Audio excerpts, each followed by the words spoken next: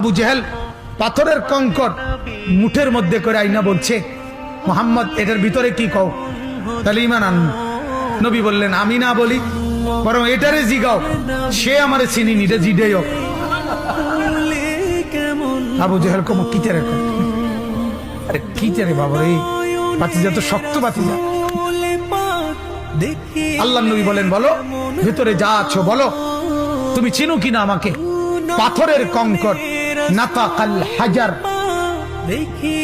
পাথর নাতাক কথা বলছে, পাথরের কঙ্কর বলে উঠছে, আনতা রাসূলুল্লাহ, আপনি আল্লাহর রাসূল, আমি চিনি আপনাকে, আমি চিনি।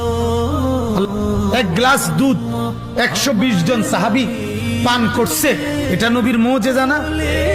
একটা বকরির গোশত 3000 সাহাবী খন্দকের, ওনারা সবাই পেট ভরে খাইছে, এটা মুজিজা না?